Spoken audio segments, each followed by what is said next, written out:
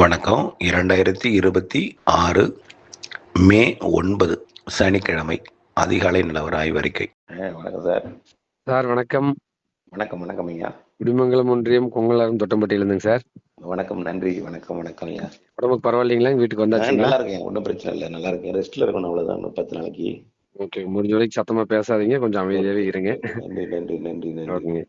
அப்புறம் இப்ப அந்த தாழ்வு நிலை சொல்லியிருந்தீங்க, அது எந்த அளவுக்கு நகர்ந்துட்டு இருக்குது, எதை நோக்கி போயிட்டு இருக்குது, எத்தனை நாளைக்கு அதனால நம்ம ஏரியாவில் மழை இருக்கும்? நன்றி. மேற்கு மாவட்டத்துக்கு இன்னும் ஆரம்பிக்கலன்னு சொல்றாங்க. ஆனா கோயம்புத்தூர், தெற்கு, வடக்கு எல்லாம் நல்லா பேஞ்சிருக்குன்னு சொல்றாங்க. இங்க திண்டுக்கல் ஒட்டஞ்சத்திரம்னு 3 நாளா தினமுமே 10 சென்டிமீட்டர் மழைக்கு சொன்னாங்க. ஆமாங்க. ஆமா, அது எப்படி இருக்கும், எந்த அளவுக்கு இருக்கும்? இந்த சிஸ்டம் என்ன ஆச்சுன்னா, இப்போ சரி, இந்திய வானிலை ஆய்வு நிறுவனம் அரபிக்கடல்ல ஒரு சிஸ்டம் இருப்பதா தான் சொல்லிட்டு இருக்காங்க. சரிங்க. அதாவது லட்சத்தீவு மாலத்தீவு இடைப்பட்ட பகுதியில ஒரு சிஸ்டம் இருப்பதா சொல்றாங்க. சரிங்க. அது இருக்குது. ஆனா அந்த சிஸ்டத்தை விட தீவிர சிஸ்டம்ங்கிறது இலங்கை மேல இருக்கிற சிஸ்டம் தான் தீவிர சிஸ்டம். சரிங்க. ஆனா அது இன்னும் அறிவிக்கப்படல, காரணம் புரியல. ஓகேங்க.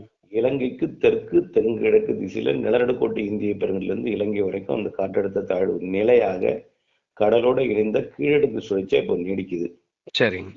இதனாலதான் இப்போ டெல்டா மாவட்டத்துல இருந்து சென்னை வரைக்கும் இப்ப இந்த அதிகாலை நேரத்துல மழை பெஞ்சிட்டு இருக்கு. டெல்டானா கடலோர டெல்டா. கடலோர டெல்டா அப்புறம் அப்படியே சென்னை வரைக்கும் பெய்யுது. சரிங்க. நேற்றைக்கு மதியம் பாத்தீங்கன்னா திருச்சி வரைக்கும் நல்ல மழை, கோயம்புத்தூர் வடக்கு மேட்டுப்பாளையம் நல்ல மழை. நேற்றைக்கு பாத்தீங்கன்னா அரியலூர் மாவட்டத்துல 19 மில்லிமீட்டர் பெஞ்சிருக்கு அதிகபட்சமா. சரிங்க. இப்படியே பாத்தீங்கன்னா சென்னையில 41 மில்லிமீட்டர் பெஞ்சிருக்கு அதிகபட்சமா. அது எங்கன்னா எண்ணூர்ல. சரிங்க.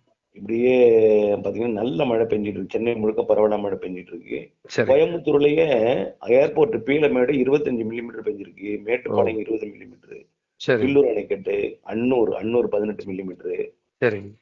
இப்ப நல்ல மழை பெஞ்சிருக்கு பரவலாவே. திருப்பூர் மாவட்டத்துல கோயம்புத்தூர் மாவட்டத்துல வடக்க நல்ல மழை பெஞ்சிருக்கு.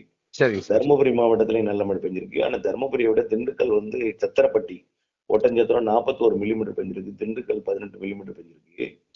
அப்புறம் பாத்தீங்கன்னா ஈரோடு மாவட்டம் எலந்தக்குட்டை மேடு 31 மில்லிமீட்டர் பெஞ்சிருக்கு அதிகபட்சமா அந்த மாவட்டத்துல. கள்ளக்குறிச்சி மாவட்டத்துல உளுந்தூர்பேட்டை 20 மில்லிமீட்டர் பெஞ்சிருக்கு. அப்புறம் பாத்தீங்கன்னா நிறைய மழை பெஞ்சிருக்கு. கன்னியாகுமரி மாவட்டம் 47 மில்லிமீட்டர் பெஞ்சிருக்கு அதிகபட்சமா. கரூர் மாவட்டத்திலேயே மாயனூர் 14 மில்லிமீட்டர் பெஞ்சிருக்கு அதிகபட்சமா. அப்படியே மதுரையிலயும் நல்ல மழை பெஞ்சிருக்கு, ஒதுக்கி பெஞ்சிருக்கு. ஆனா அப்புறம் நாகப்பட்டினம் மாவட்டத்துல 25 மில்லிமீட்டர் பெஞ்சிருக்கு. நாமக்கல் மாவட்டம் திருச்செங்கோடு 51 மில்லிமீட்டர் பெஞ்சிருக்கு அதிகபட்சமா. பெரம்பலூர் மாவட்டமும் மழை தான். புதுக்கோட்டை மாவட்டத்துல ஆங்காங்கே மழை.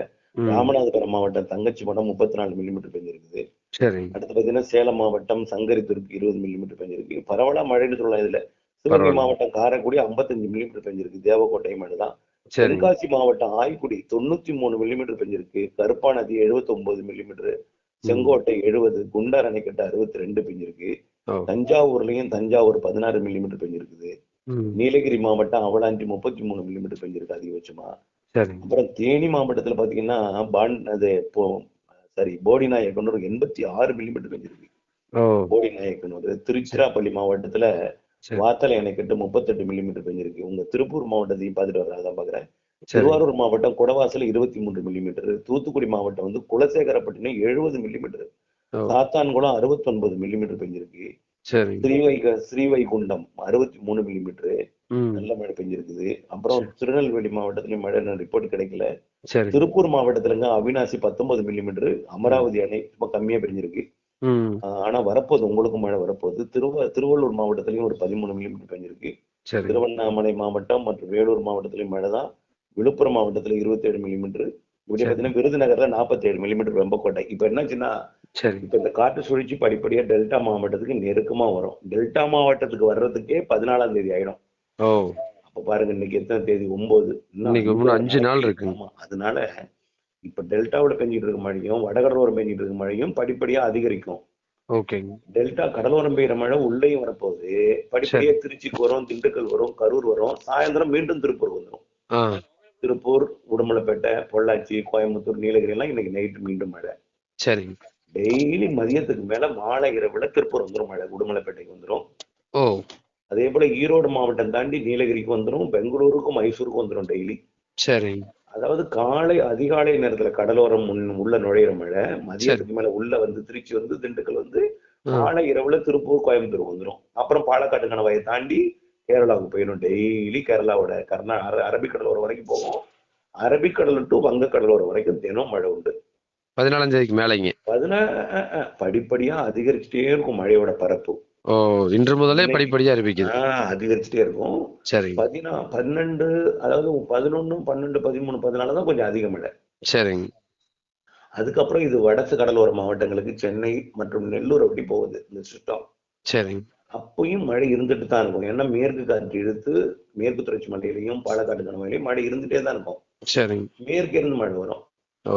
அப்புறமா கிராஸ் பண்ண போகுது. எப்படின்னா ஆந்திர தமிழ்நாடு எல்லை வழியா, கர்நாடகா தமிழ்நாடு எல்லை வழியா அரபிக்கடல் போகுது. சரிங்க. அப்பயும் மழை இருந்துட்டு தான் இருக்கும். ஓகே. அங்க ஒரு சிஸ்டம் உருவாக போகுது. ஏற்கனவே இருக்கிற சிஸ்டம் ஒன்னா இணைஞ்சு தீவிரமடைஞ்சு அப்புறம் இன்னொரு சிஸ்டம் உருவாகி தென்மேற்கு பருவமழை 25ஆம் தேதி வாக்குல தொடங்க போகுது. 28க்குள்ளார கேரளாவோட கனமழை பெய்ய போகுது. சரிங்க. இதுல இருந்து என்ன பார்த்தீங்கன்னா மழை படிப்படியா அதிகரிக்கும். வெப்பம் என்பது சுத்தமா விலகிடும். அறவே வெப்பங்கிறதே இருக்காது. வான மேகமூட்டத்துடன் காணப்படும். மழை எப்பனாலும் பெய்யும். கனமழை வாய்ப்பு இருக்கு. கனமழை கடலோர மாவட்டங்களுக்கும் வடகடலோர மாவட்டங்களுக்கும் டெல்டா மாவட்டங்களுக்கும் தொடர்ந்து எல்லா நாளுமே படிப்படியா மழை அதிகரிச்சு மழை இருந்துட்டே இருக்கும். உள் மாவட்டங்களுக்கும் அதிகரிக்கும், மேற்கு மாவட்டங்களுக்கு அதிகரிக்கும். அப்படியே தென்மேற்கு பருவமழை தொடங்கிடும். வெயிலுங்கிறது இருக்காது. அப்படியே இருந்தாலும் சும்மா சாதாரண புழுக்கமான வெயில். 100 டிகிரி வெயிலுக்கெல்லாம் இனிமே வாய்ப்பே இல்லை. வாய்ப்பு இல்லைங்க. கொஞ்சம் புழுக்கமா இருக்கும், வெயில் அதிகமா இருக்கிற மாதிரி தெரியும் சில நாள். இந்த 20ஆம் தேதி வாக்குல 20ல இருந்து 26ஆம் தேதிக்குள்ள இந்த பருவமழை தொடங்குற நாளுக்கு இடையில இன்னொரு சிஸ்டம் உருவாது இல்ல. ஆமாங்க. இந்த இடைப்பட்ட நாளுக்குள்ள மட்டும் கொஞ்சம் வெயில் அதிகமா தெரியும். ஆனாலும் அப்ப சிஸ்டம் உருவாகி நெருங்கி வந்துட்டு இருக்கும். அப்புறம் மழை ஆரம்பிச்சிடும். சரிங்க. அப்புறம் மேற்காத்த ஆரம்பிச்சிடும். 25க்கு மேல மேற்காத்த ஆரம்பிச்சிடும். பருவமழை ஆரம்பிச்சிடும். சாரல் மழை 27, 28ல இருந்து சாரல் மழை மேற்கு காத்து ஆரம்பிச்சாரு.